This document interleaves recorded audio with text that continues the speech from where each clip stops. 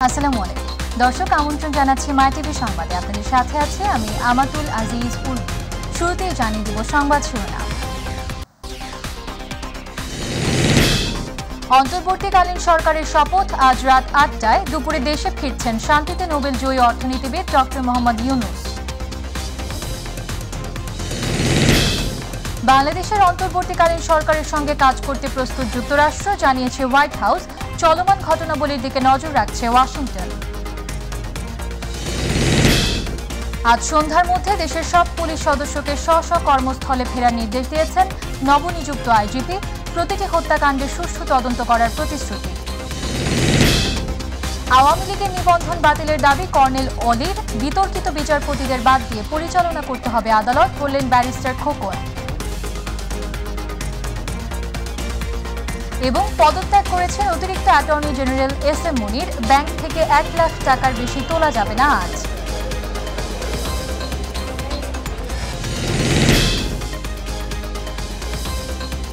দর্শক শুনছিলেন শিরোনাম, এবারে বিস্তারিত। শান্তিতে নোবেলজয়ী অর্থনীতিবিদ ডক্টর মোহাম্মদ ইউনূস আজ দুপুর ২টা ১০ ঢাকায় পৌঁছাবেন। অন্তর্বর্তীকালীন সরকারের প্রধান হিসেবে দায়িত্ব নেওয়ার জন্য বুধবার তিনি ফ্রান্সের রাজধানী প্যারিসের চার্লস দ্য গল বিমানবন্দর থেকে ঢাকার উদ্দেশ্যে রওনা করেন। দ্বাদশ জাতীয় সংসদ বিলুপ্তির পর ডক্টর মোহাম্মদ ইউনূসকে প্রধান করে দেশের পরবর্তী অন্তর্বর্তীকালীন সরকার গঠনের সিদ্ধান্ত হয়েছে। চট্টগ্রামের বাথুলা গ্রাম থেকে দেশ পুনর্গঠনে ডক্টর ইউনূসের জীবনের কিছুটা অংশ তুলে ধরছেন আতিকুর রহমান তিতাস। ডক্টর মোহাম্মদ ইউনূসকে চেনেন না দেশে এমন মানুষ নেই বললেই চলে। তিনি দেশের একমাত্র ব্যক্তি যিনি বাংলাদেশী হিসেবে বিশ্বের সবচেয়ে সম্মানজনক পুরস্কার নোবেল জয় করেছেন। তার আগেই নিজের কর্মের জন্য স্থান পেয়েছেন অসংখ্য দরিদ্র মানুষের হৃদয়ে, ক্ষুদ্র ঋণের মাধ্যমে যারা বেরিয়ে এসেছেন দারিদ্র্য থেকে। তার এই মডেল সমাদৃত হয় বিশ্ব পরিমণ্ডলে। পরে তিনি বিশ্বের সব মানুষের কল্যাণে উপস্থাপন করেন সামাজিক ব্যবসার মডেল। এবার দেশ পুনর্গঠনে প্রধান উপদেষ্টা হিসেবে দায়িত্ব নিচ্ছেন বাংলাদেশের ডক্টর ইউনূস। চট্টগ্রামের হাটহাজারীর বাথুয়া গ্রামে ১৯৪০ সালে জন্ম মোহাম্মদ ইউনূসের। Chittagong collegiate school, Chittagong college ও পরে ঢাকা বিশ্ববিদ্যালয় থেকে অর্থনীতিতে স্নাতকোত্তর শেষ করেন। ১৯৬৫ সালে ফুলব্রাইট স্কলারশিপ নিয়ে উচ্চতর ডিগ্রি অর্জনে যান যুক্তরাষ্ট্রে। ১৯৬৯ সাল থেকে ১৯৭২ পর্যন্ত অর্থনীতির সহকারী অধ্যাপক ছিলেন মিডল টেনেসি স্টেট ইউনিভার্সিটির। পরে দেশে ফিরে চট্টগ্রাম বিশ্ববিদ্যালয়ে যোগ দেন সহযোগী অধ্যাপক হিসেবে। ১৯৭৬ সালে শুরু চট্টগ্রামের জোবরা গ্রামে আর্থসামাজিক উন্নয়ন গবেষণা করতে গিয়ে শুরু করেন ক্ষুদ্র ঋণ প্রকল্প। দরিদ্র মানুষকে জামানত ছাড়া ঋণ দিয়ে অভূতপূর্ব সাড়া মেলে। একদিকে নেই খেলাপির প্রবণতা, অন্যদিকে ধীরে ধীরে দারিদ্র্য সীমা থেকে বেরিয়ে আসেন উপকারভোগীরা। সময়ের পরিবর্তনে ১৯৮৩ সালে যেটি রূপ পায় গ্রামীণ ব্যাংক হিসেবে। শুধু নোবেল নয়, Raymond Magsaysay presidential medal of freedom, Congressional gold মেডেলের মতো আন্তর্জাতিক পুরস্কার পাওয়া হাতে গোনা কয়েকজন ব্যক্তি আছেন পৃথিবীতে। তাদের মধ্যে একজন ডক্টর ইউনূস। ২০০৬ সালে তত্ত্বাবধায়ক সরকারের প্রধান হিসেবে আলোচনায় ছিলেন তিনি। পরে দল গঠনের গুঞ্জনও ছিল, তবে সেখান থেকে সরে যান নিজেই। আওয়ামী লীগ টানা সরকারের থাকার সময় মামলা হয় ডক্টর ইউনূসের নামে। শ্রম আইনে সাজাও দেওয়া হয়েছিল। শেখ হাসিনা সরকারের পতন হলে আদালত খালাস দেন তাকে। শিক্ষার্থীদের আন্দোলনে ছাত্র জনতার বিজয়ে পদত্যাগ করেন শেখ হাসিনা। তৈরি হয় প্রশাসনিক শূন্যতা। নোবেল বিজয়ী ডক্টর ইউনূসকে জাতির এই সংকটে এগিয়ে আসার অনুরোধ জানায় ছাত্র সমাজ। এবার দেশ পুনর্গঠনেও ভূমিকা রাখবেন অধ্যাপক ডক্টর মোহাম্মদ ইউনূস, এটি এখন প্রত্যাশা।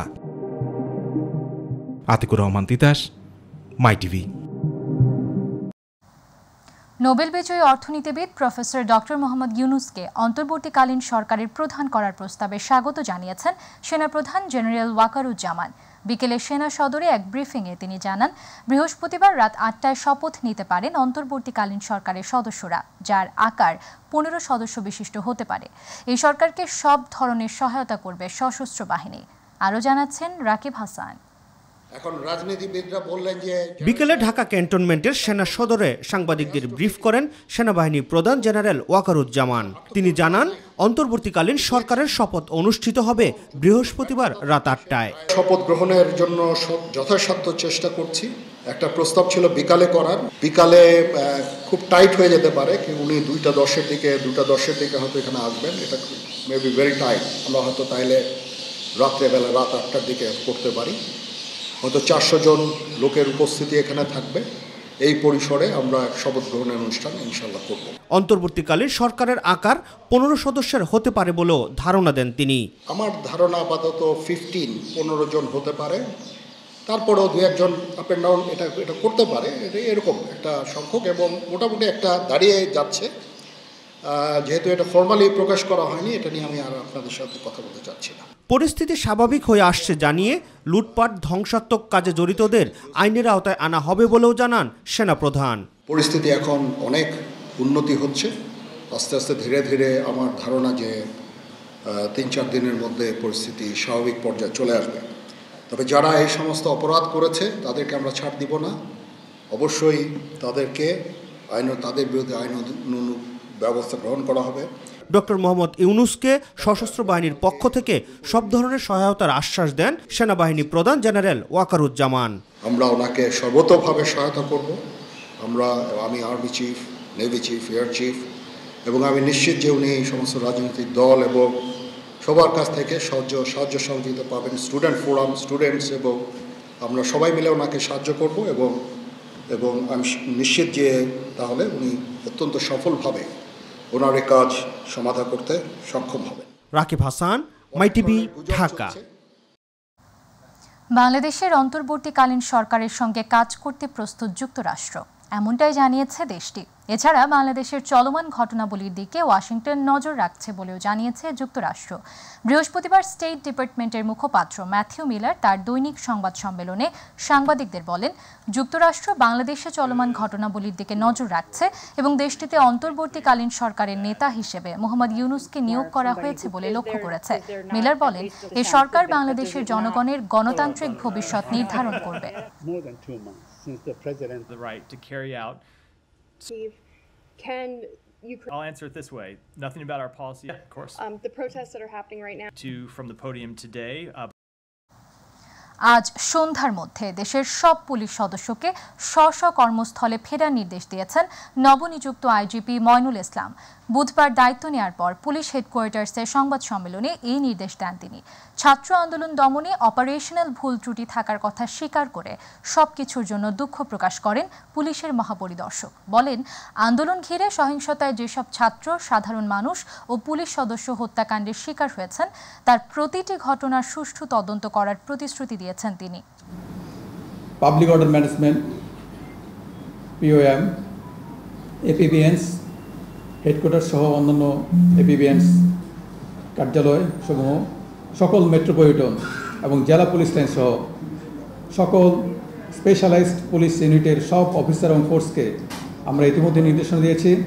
আগামী 8 আগস্ট 2024 তারিখ বৃহস্পতিবার অর্থাৎ আগামীকাল সন্ধ্যার মধ্যে স্ব কর্মস্থলে যোগদান করতে হবে। ইতিমধ্যে এই নির্দেশনা প্রদান করা হয়েছে। এদিকে রাজধানীর সড়কগুলোতে আজও ট্রাফিকের দায়িত্ব পালন করছে শিক্ষার্থী ও বিএনসিসির সদস্যরা। এ বিষয়ে আরও তথ্য জানাতে এই মুহূর্তে হাইকোর্ট এলাকা থেকে যুক্ত হচ্ছেন সহকর্মী আমিনা হীরা। হীরা, রাজধানীর সড়ক পরিস্থিতি কেমন দেখছেন আজ?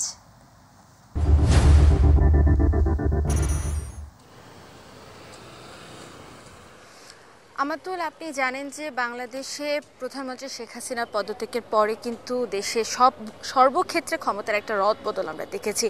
এবং প্রথমের দিকেই যদি আপনাকে একটু বলি, বাংলাদেশে যে পুলিশ রয়েছে সেই পুলিশ কিন্তু কর্মবিরতিতে রয়েছে। তবে পুলিশের যে কর্মবিরতি রয়েছে সেটি যেন সবকিছু পরিবর্তন করে যেন তারা আবার কাজে যোগ দেয়, সেই কারণে কিন্তু পুলিশের যে সেকশন রয়েছে সেখানেও কিন্তু রদবদল হয়েছে। এবং আমরা দেখেছি পুলিশ কমিশনার হাবিবুর রহমান, তাকে পরিবর্তন করে এখন বর্তমানে পুলিশ কমিশনার হিসেবে দেয়া হয়েছে মাইনুল ইসলামকে। এছাড়া পুলিশের যিনি আইজিপি ছিলেন আব্দুল্লাল মামুন, তাকে পরিবর্তন করে কিন্তু দেয়া হয়েছে ময়নুল আহসানকে।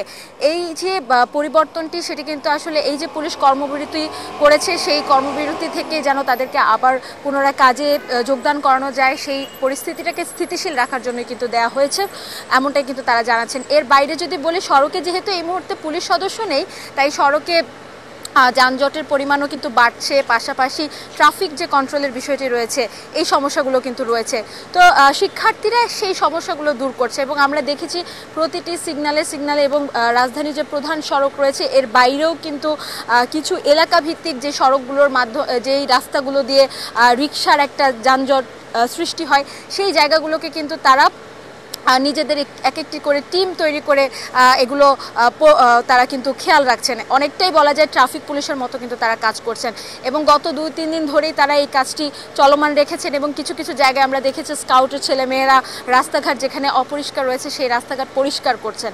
তো এই বিষয়গুলো কিন্তু রয়েছে। এর বাইরে যদি আমাতুল আপনাকে একটু জানাই, আমি এই মুহূর্তে রয়েছি হাইকোর্ট প্রাঙ্গণে এবং এই হাইকোর্ট প্রাঙ্গণে কিছুক্ষণ আগেই একটি প্রেস ব্রিফিং হয়েছিল এবং সেই প্রেস ব্রিফিংয়ের বিষয় যদি আপনাকে একটু আমরা জানানোর চেষ্টা করি, সেটি হচ্ছে যে আগামী রোববার প্রধান বিচারপতি সহ বিতর্কিত বিচারপতিদের বাদ দিয়ে আদালতে বিচার কাজ পরিচালনা করতে হবে, এমন কিন্তু তারা সুপ্রিম কোর্টের আইনজীবী সমিতির সভাপতি কিন্তু এমন একটি দাবি আজকে রেখেছেন এবং তারা বলছেন যে যারা বিভিন্ন যারা আওয়ামী লীগ সরকার সহ বিভিন্ন রাজনৈতিক তার অঙ্গ সংগঠনের বিভিন্ন রাজনৈতিক দলের মতাদর্শে আছে তাদেরকে নিয়েও কিন্তু তারা শঙ্কিত রয়েছেন। এই বিষয়গুলো কিন্তু তারা আমাদেরকে জানিয়েছেন। তো আদালত প্রাঙ্গণ এবং রাস্তার সার্বিক পরিস্থিতি আমার কাছে আমাতুল এতটুকুই ছিল। আপনাকে ধন্যবাদ। দর্শক, রাজধানীর হাইকোর্ট এলাকা থেকে সরাসরি যুক্ত ছিলেন সহকর্মী আমিনা হীরা। গুম, খুন ও গণহত্যার অভিযোগে আওয়ামী লীগের নিবন্ধন বাতিলের দাবি জানিয়েছেন লিবারেল ডেমোক্রেটিক পার্টির চেয়ারম্যান অবসরপ্রাপ্ত কর্নেল অলি আহমেদ বীর বিক্রম। সকালে মগবাজারে দলীয় কার্যালয়ে সংবাদ সম্মেলনে তিনি এই দাবি জানান। বৈষম্য বিরোধী আন্দোলনে নিহত সহ আওয়ামী লীগ সরকারের আমলে যেসব গুম খুন হয়েছে তার বিচারও দাবি করেন কর্নেল অলি।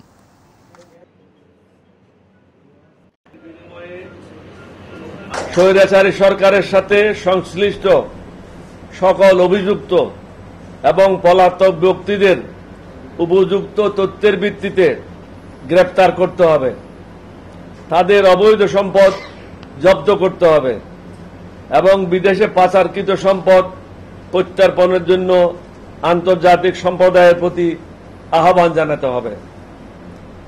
বাংলাদেশের স্থল, জল এবং কোনো অভিযুক্ত ব্যক্তি যেন পলায়ন করতে না পারে বা অপরাধীরা অনুপ্রবেশ করতে না পারে সে ব্যবস্থা গ্রহণ করতে হবে কঠোরভাবে। আগামী রোববার প্রধান বিচারপতি সহ বিতর্কিত বিচারপতিদের বাদ দিয়ে আদালতে বিচার কাজ পরিচালনা করতে হবে বলে মন্তব্য করেছেন সুপ্রিম কোর্ট আইনজীবী সমিতির সভাপতি মাহবুব উদ্দিন খোকন। সকালে সাংবাদিকদের তিনি এই কথা জানান। এবং রোববার থেকেই সুপ্রিম কোর্ট এবং হাইকোর্ট ডিভিশনের বিচার কার্যক্রম চালু করার জন্য আহ্বান জানাচ্ছি। তবে আপিল ডিভিশনের বিতর্কিত অতিরিক্ত আওয়ামী লীগ রাজনৈতিক বিচার যারা করেছেন, হাইকোর্ট ডিভিশনের অতিরিক্ত বিতর্কিত তাদেরকে বাদ দিয়ে আগামী রোববার যেন আমাদের দাবি সুপ্রিম কোর্টের হাইকোর্ট ডিভিশন আপিল ডিভিশন যেন চালু হয়। অতিরিক্ত অ্যাটর্নি জেনারেল এস এম মুনির পদত্যাগ করেছেন। আজ অ্যাটর্নি জেনারেল অফিসে তিনি পদত্যাগপত্র জমা দেন। এর আগে attorney general A M Amin Uddin ও আরেক অতিরিক্ত অ্যাটর্নি জেনারেল শেখ মোহাম্মদ মোর্শেদ পদত্যাগ করেন। 2020 সালের 1 সেপ্টেম্বর সুপ্রিম কোর্ট আইনজীবী সমিতির সাবেক সম্পাদক ও জ্যেষ্ঠ আইনজীবী এস এম মুনিরকে অতিরিক্ত অ্যাটর্নি জেনারেল হিসেবে নিয়োগ দেয় সরকার। নিরাপত্তার স্বার্থে আজ ব্যাংক থেকে টাকা উত্তোলনের সীমা আরোপ করেছে বাংলাদেশ ব্যাংক। এক অ্যাকাউন্ট থেকে 1 লাখের বেশি নগদ টাকা উত্তোলন করা যাবে না। তবে এই সিদ্ধান্ত শুধু আজকের জন্য প্রযোজ্য হবে। বুধবার রাতে ব্যাংকের ব্যবস্থাপনা পরিচালক বা এমডিদের এক জরুরি বার্তায় এই নির্দেশনা দিয়েছে বাংলাদেশ ব্যাংক। নির্দেশনা অনুযায়ী একজন গ্রাহক নগদ টাকা উত্তোলন করতে না পারলেও যে কোনো পরিমাণ নগদ টাকা স্থানান্তর ও ডিজিটাল লেনদেন করতে পারবেন। এছাড়া কেন্দ্রীয় ব্যাংক আজকের জন্য প্রধান কার্যালয় থেকে শাখাগুলোতে টাকা দেওয়া বন্ধ রাখার নির্দেশ দিয়েছে। পাশাপাশি গ্রাহকদের চেকের মাধ্যমে টাকা পরিশোধ উৎসাহিত করার পরামর্শ দেওয়া হয়েছে।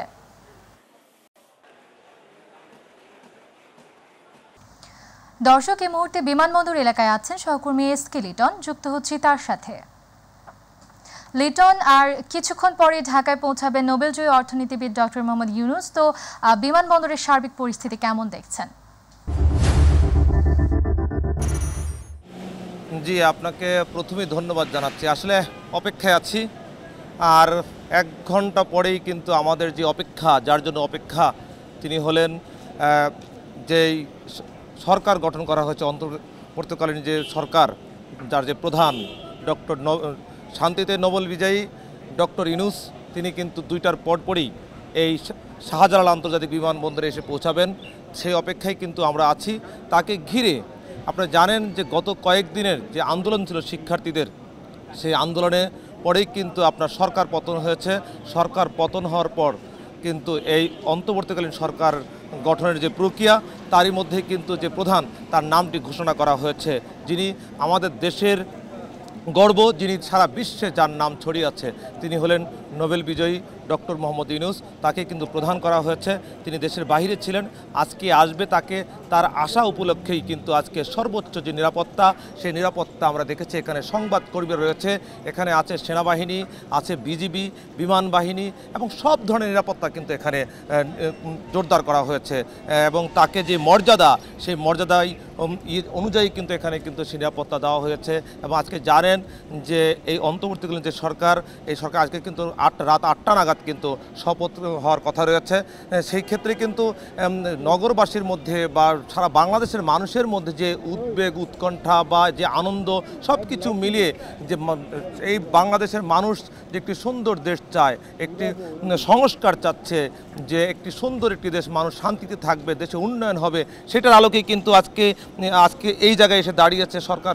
অন্তর্বর্তীকালীন সরকার গঠন করা হচ্ছে এবং রাত 8টায় শপথ গ্রহণ করা হবে। দেখছেন এখান দিয়ে কিন্তু ডক্টর ইউনূস কিন্তু এখান দিয়ে কিন্তু আসবে, সেই অপেক্ষায় কিন্তু আছে সংবাদকর্মীরা আছে, এবং বিভিন্ন আইন শৃঙ্খলা বাহিনী, বিশেষ করে সেনাবাহিনী, বিমান বাহিনী, আপনার বিজিবি, তারা কিন্তু প্রস্তুত রয়েছে। একটু দেখানোর চেষ্টা করছি যে এখন বাজে 1টা বাজতে আর 8 মিনিট বাকি আছে।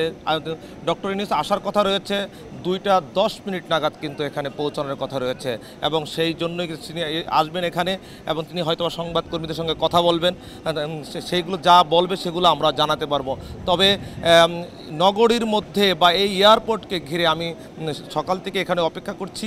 অপেক্ষার মধ্যে যেটা দেখেছি যে মানুষের মধ্যে অনেক প্রত্যাশা যে ভালো কিছু হতে যাচ্ছে বাংলাদেশে, এমনটি কিন্তু মানুষ বলছে। এবং তারা বলছে যে ছাত্রদের যেই সংগ্রাম, ছাত্র যে রক্ত, আসলে এগুলো বৃথা যাবে না।